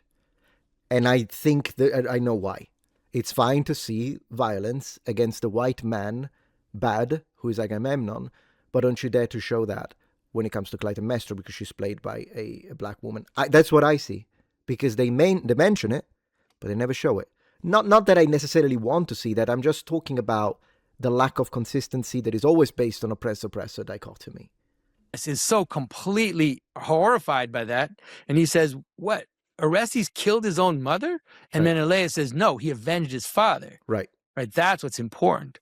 You know, and so so basically you can see that this is something, of course, that Telemachus would never think of, because it is this real loving family, you know, despite the fact that, you know, Odysseus hasn't been there for 20 years, but that's at least what is trying to be represented in the story. Like I said, you always have to kind of look at the inner coherence of how things are placed in relationship with each other, and then you can understand, you know, what it is that's going on. And so I think it's important to realize that in the story now, in this version, Helen isn't really the face that launched 1,000 ships. That's fine, but to me it's irrelevant with the race swap. I don't know why you're connecting that. That's an expansion. You can tell us, hey, look, this is how the story is portrayed. But it doesn't take away, you're using this, Jonathan, as a way to say, so why are you so upset about the race swap? That they're irrelevant. They're not connected. In fact, they're not mutually exclusive. You can admit, you know, it's true. She's not the actual face that launched 1,000 ships. It's the trade routes. Okay. But why the race swapping? You could still ask the question. It's not a silly question to ask.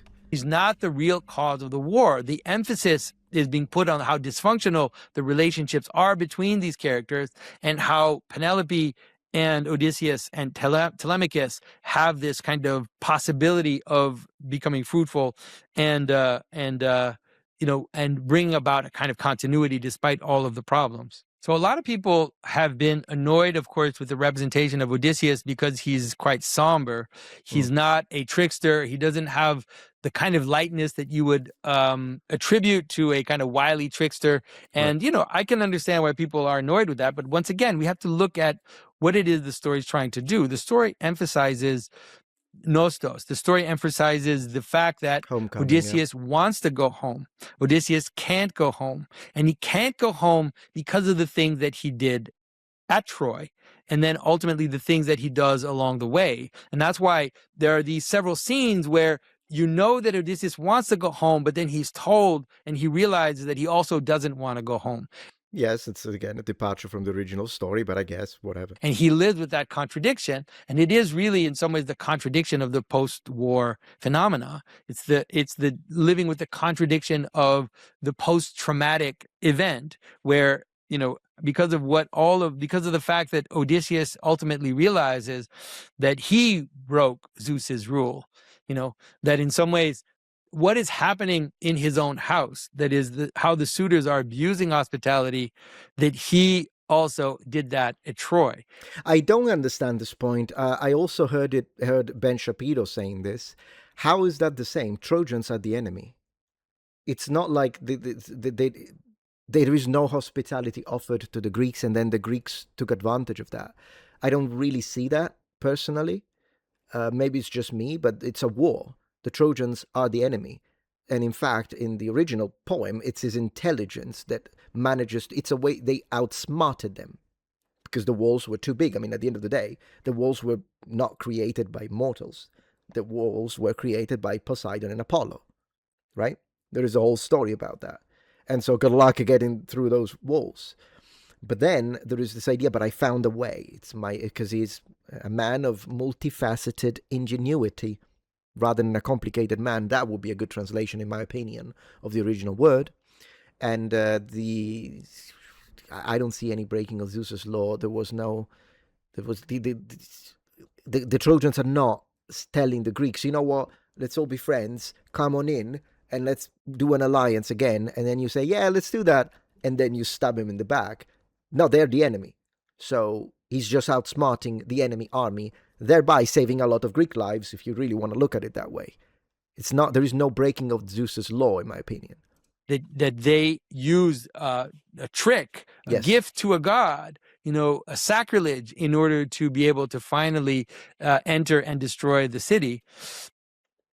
With the blessing of Poseidon and Athena, by the way, because they join in the Iliad, book 20, both Poseidon and Athena join the Greeks. They want the Trojans to fall. And you might be like, but why? Didn't Poseidon create the walls? Right, but then he never got paid for it, so he got pissed. And in fact, he causes the earthquake, which is found in the historical evidence at Troy. The earthquake did happen, the massive earthquake that I mentioned on my video review, that is so powerful, generated by Poseidon, that breaks the walls, at least does damage and shakes the city of Troy, as well as Ida, which is a local mountain not too far from there, which has talks about the fountains, meaning the rivers, the spring waters, whatever. We are told it's so powerful, this earthquake caused by Poseidon, that even Hades, king of the underrealm, is frightened by it. And then the historical record shows that earthquake happened exactly in that location, because Poseidon is pissed at the Trojans and he joins the Greeks. So the fact that the Greeks used Athena as a way to build the horse didn't piss off Athena. That was not a problem. Didn't piss off Zeus either. Well, the only thing that Zeus cares about in the Iliad, at least, is the fact that he's trying to nerf the Greeks because they have Achilles, and he thinks overpowered, OP, nerf next patch, which is why he says, gods, just go, choose your whoever you want to side with, and let's go, because at this point, Achilles is just too strong. That's the only thing that pisses Zeus off. He wants a fair fight. And that this is something that he kind of has to live with. And it's, in some ways, he realizes that, at least in his case, it's the reason why he can't really completely become king again, and why he rather has to do everything that he can in this to story, set yes, up his continuation, right? To basically make his son the king, and this is, of course, it's a very beautiful way of understanding what it is that's going on. My goodness. I mean, I'm not saying the movie is about this, but, we have been living in the shadow of World War II now for very long. Our religion is World War II. Everything about us is World War II. And since World War II, it feels like we have been in this PTSD society that cannot love its own home, that cannot come back home, that has to, in some ways, hate our own history, hate our own heritage constantly. And it's exhausting. And it's understandable because of the things that happened in the war. We understand that, on the side of the Axis, the horrible things that they did, but now we're also realizing on the side of the Allies, the things that... I personally have zero guilt. I don't think collective guilt, particularly when it's racial, makes any sense whatsoever. White guilt doesn't make any sense. I didn't do anything. In fact, if anything, my grandfather fought the fascists as a partisan. So, but even if my grandfather was a fascist in Italy, who cares? I didn't do it.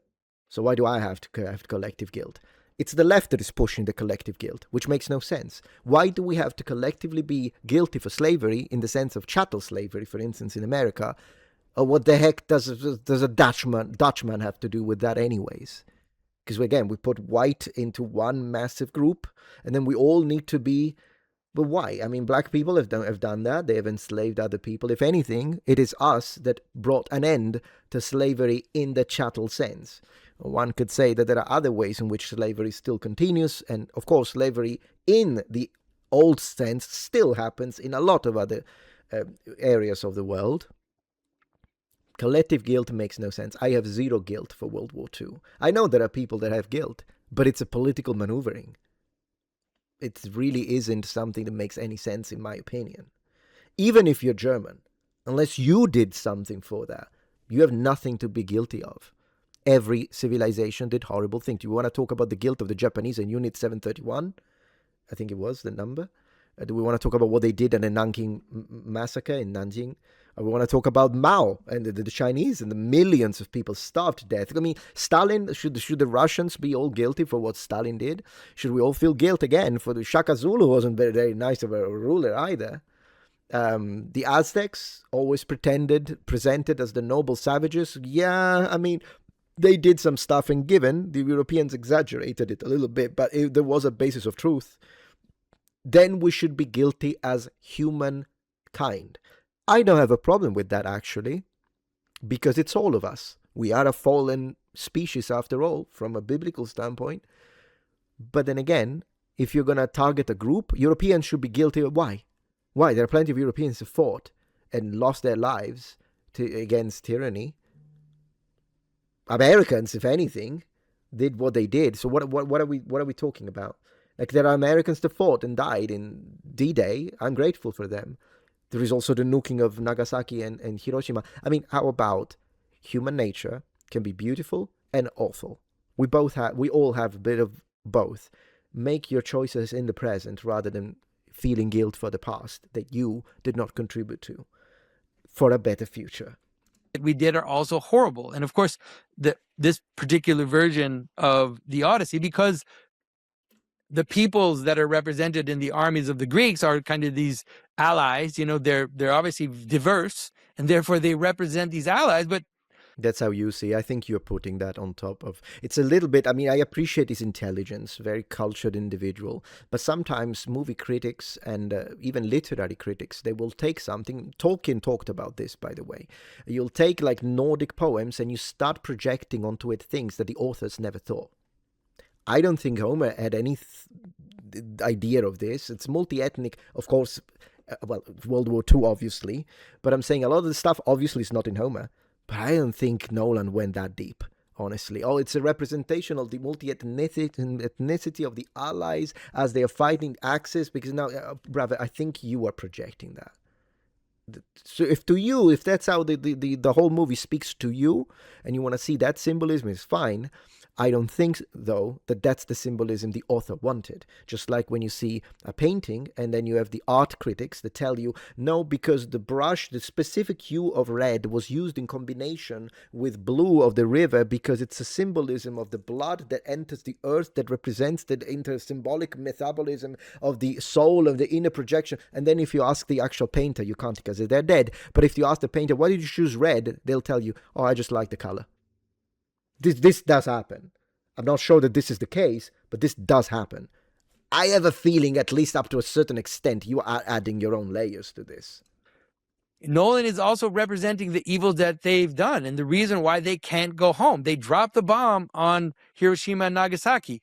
We've been tried to justify that for years now. We tried to justify that for decades, that it was completely acceptable to kill tens of thousands of civilians in 2 cities, not just one, 2 cities in Japan. It was a show of force to the USSR is what it was. Not, I mean, awful from a human perspective, but I personally think that's what it was. Look, we've got the bomb, so don't mess with us.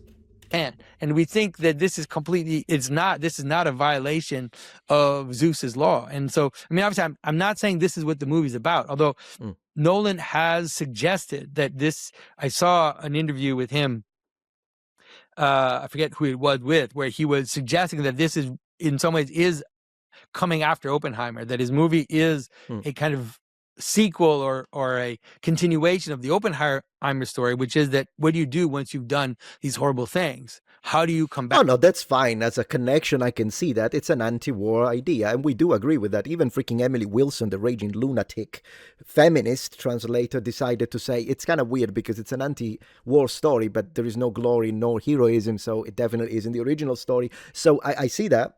I can see that. I just think that you are justifying the fact that there is an extremely multi-ethnic casting that represents the Greeks because it's a representation of the interrelationship between the Allies and the Axis powers. And no, brother, it's DI casting. It's that simple. It's just we got to put one per different race and then we need to swap the Europeans, and that's what it is, so that the left will love me. That's what it is. That's what it is. How do you come back home?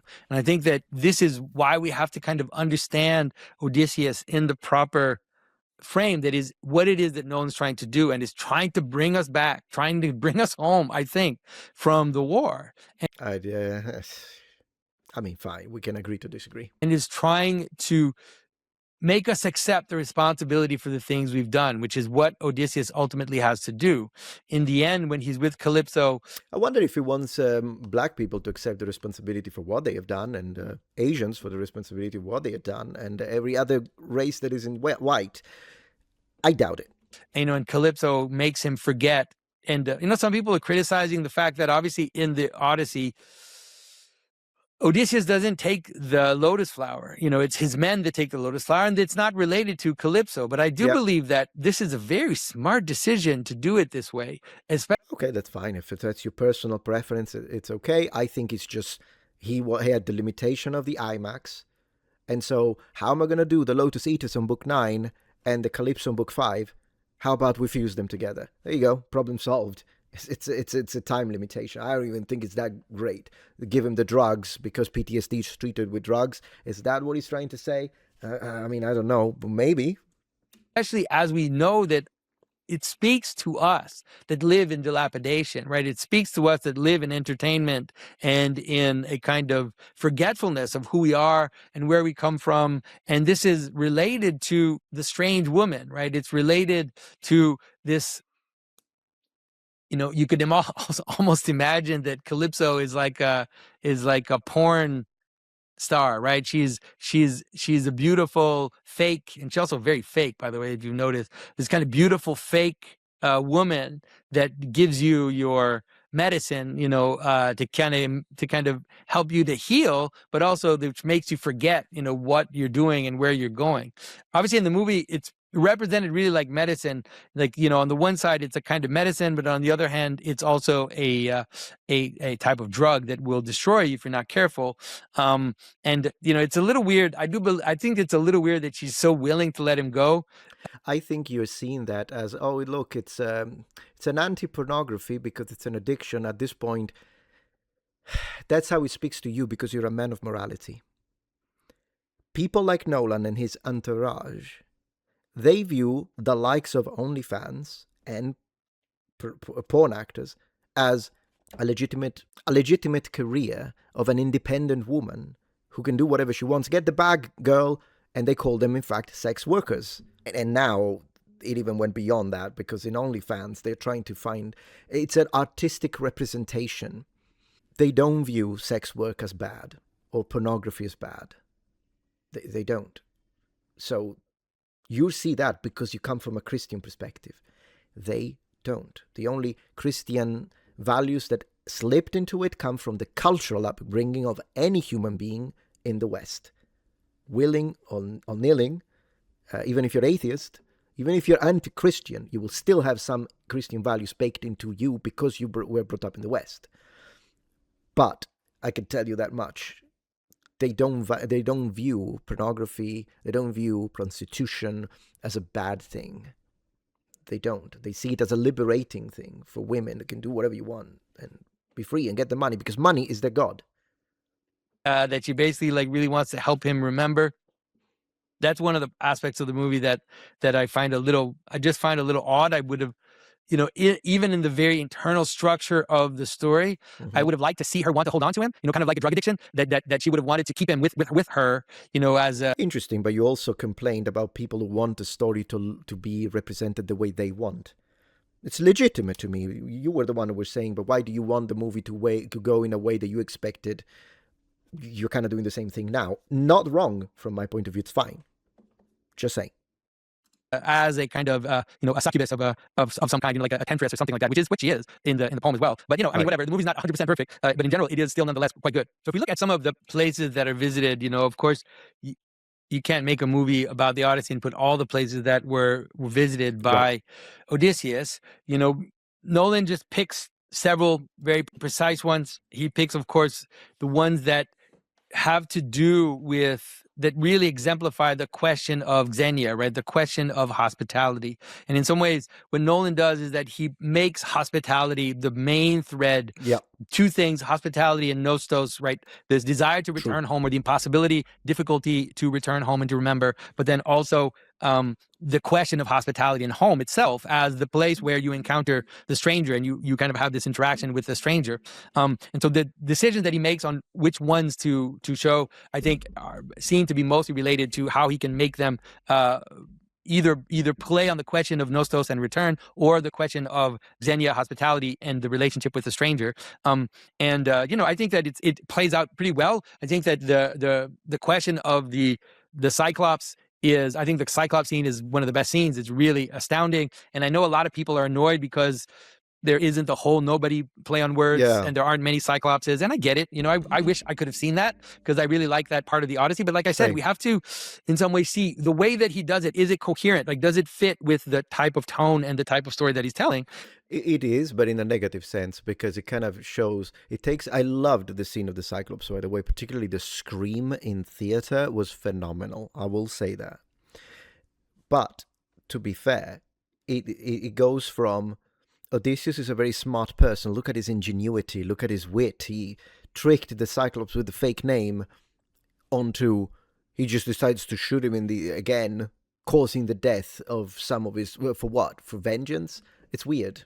It's kind of strange. And I think that it does. I think that it works. I think that, you see several kind of abuses of hospitality, and you kind of get it right away, which is that on the one hand, the Greeks definitely shouldn't have gone into his cave, which is an abuse of hospitality. I disagree. No, that's misunderstanding of ancient Greek notion of xenia, if I can say that. No disrespect to you. They are fine. They entered the house. They didn't steal anything. They checked. There was the cheese. He did. Okay. So Odysseus did sample a little bit of the cheese, but he was expecting to be fed. He was expecting xenia, right? He was. But the problem is that then the Cyclops arrives, and instead of giving them food, he turns them into food, effectively doing the opposite. It's the Cyclops.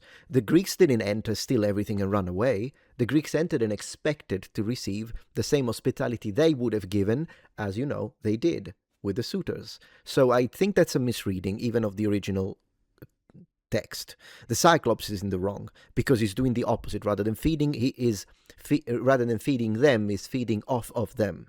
If you think of Goldilocks, for example, you're not supposed to go into someone's house and wait for them inside their house. That is obviously an abuse of hospitality, and that's what they do. And then when the Cyclops comes in, he immediately proceeds to start to devour them, which is, also kind of an abuse of hospitality. And so you realize that this is too far. And I actually do like the scene when, they realize that it's actually a rational being and can speak, and they say, well, maybe we should talk to him. And then Odysseus says, I think we're past that. We're past. Yeah, when they say, maybe shall we try to reason with them? I actually liked that they used the word reason. That sounded Greek.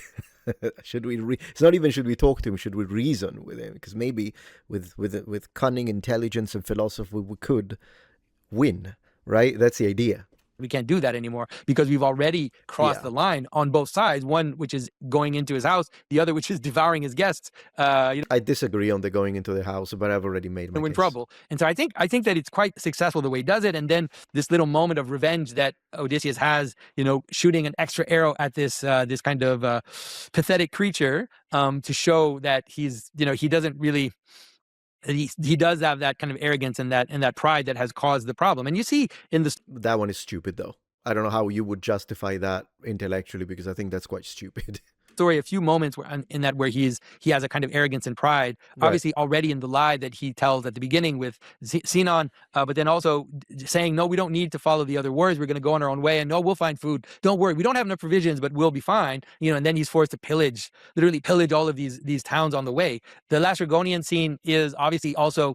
It's an interesting scene of encountering the strange. They go on shore, they see this character. Late 15th century mecha warriors. That doesn't fit because he's a bit taller than them, but is a child.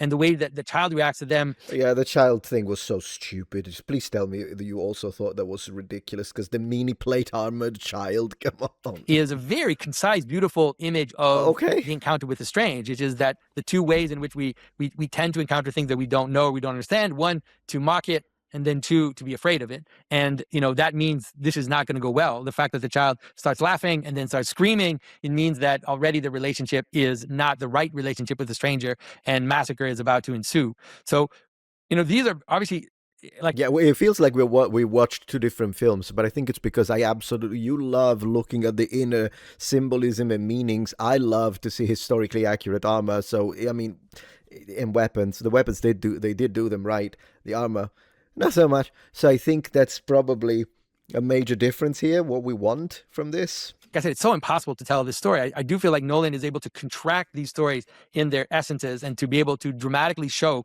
the basic essence of the relationship without having these like long drawn out scenes. I mean, the movie's already 3 hours, so it would be Right. difficult to kind of do it all. Of course.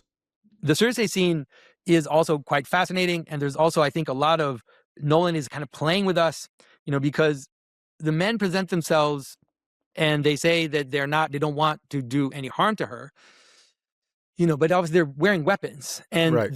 they've already pillaged other villages, and they destroyed Troy, and they are the people from the sea, although they now say no, they kind of deny that they are, but they also don't want to harm her. And so you see this abuse, kind of broken relationship, where on the one hand, this woman who, is afraid of the men that are coming. She's alone, and there's reason to be afraid of them. They don't Right. necessarily want to hurt her, but they have hurt other people before. And therefore, all of this is creating this problem, which is that she only sees them through their desires, right? She only sees them as the rapists, as the men of desire. And for that reason, she turns them into pigs, and she only sees them as pigs. That actually is an excellent representation of what feminist women, modern third wave feminism, sees men. And so I've seen many reviewers already say, well, this is the feminist take. This is the feminist take. Right. And I think, Nolan's smarter than that. Nolan's smarter than that. Okay, so let's say that Nolan is smarter than that, like you say, a little glazing sounding, but hey, it's your opinion and I respect the freedom. Then why do we have the scene where they, not us, the viewer, but the Greek soldiers see all of the other armors and weapons just right next in the field? If that was something seen by the viewer, oh gosh, they don't know it. But she tells them, take off your armor and weapons, and they saw armor and weapons abandoned outside without the people getting them back. That's kind of stupid. Can we agree with it? That's kind of stupid? At this point, no, maybe Nolan knows better than me and I'm just an idiot. But couldn't Nolan have done it so that the camera shows it, but the Greek soldiers don't see it? Because the Greek soldiers seeing all the armor abandoned, and then the lady asks them to take off your armor, and they don't put one and one together. These are Greeks we're talking about, right? Not morons. There is obviously a sense of the woe of the woman who has to face abusive men, because there are abusive men. That's the idea that men abuse women. The idea that that's a feminist take. That's not a feminist take. That's just a real thing. But some men. She views all men. That is the major difference. And not to mention women abuse men too. So there's that. And I don't think Nolan is higher than that. Nolan has literally been saying that he didn't like the ending because it was misogynistic. And he chose a feminist translator, Emily Wilson, who said, once again, white, man, hero, bad, objectified wife. Feminism isn't here. Let's not try to twist it. Again, I'm not trying to be disrespectful, but I think we see two different things in here. You see is that because of this brokenness, because she doesn't trust the men, because they also are not totally worthy of her trust, she turns them into these pigs. But you see, she's also turned her own sister into an animal. So Right. she's turned all these men into animals. But because she is now so kind of distrustful, and she in some ways has isolated herself in her perception of the world so much, that she's turned her sister into a crow. She's now completely alone. That is a perfect representation of modern day feminism. They are so isolated in their worldview that not only they see every man as a pig, but also her sister was turned into a crow. What does that make you think? It makes me think of the modern alliance between feminists and Islam. And the crow is a perfect representation of the way a woman has to cover herself up if you accept Islamic law. So, again, not every country is the same level as like Saudi Arabia, whatever the heck, but you know what I'm talking about. I think feminists hate chuds so much that they have accepted a religion that is in fact antithetical to anything they believe in when it comes to liberate women. It's a perfect representation of modern feminism. So she's not just a victim. She's also very much a victim that has used probably her victim status as an excuse to hurt others and to hurt the people that she loves. And therefore, I don't think Nolan just presents her in the simple take of being a victim, but presents a far more subtle and complex version of the relationship in which, I agree, but not in the sense that you think, as I have explained. like I said, she has right to be afraid, but she's also been twisted, and she's twisted herself so much that now she is willing to hurt people before they hurt her and hurt her own sister, transform her into a crow. And Exactly. All right, so 52 minutes in, guys. Usually I don't react this much because I like to give people an opportunity to go and finish the video so that they can get some interaction, maybe a comment, the like and all that. But I really got into it because I really like the way he explained. As we see, I think we see this very differently.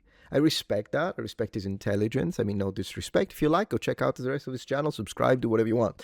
I'm going to call it a night, though, because otherwise it's going to be a 2 hours long video if I keep going. But 20 minutes left, so feel free to go finish it. So we give him the like, and then I'll finish it on my own. Maybe tomorrow at this point. It's a little late, and I need to go check the baby. But thank you for making the video, Jonathan. I did appreciate it, even though I personally think you're giving them too much credit. And I think a lot of the stuff that you're not seeing is there, and it's very political and not as complex as you think it is, but that's just me. Thank you for watching, number ones. Thank you, Jonathan, for making the video, and thank you for recommending it to me. Bye. If you appreciate my content so far and wish to help ensure my ability to continue to tell it how it is, regardless of any possible backlash, please support this channel on Patreon. Any support helps me and my team of academics keep the channel strong and gives us the means to fight back against the political rewriting of history. Stand with us, form the wall, defend the truth.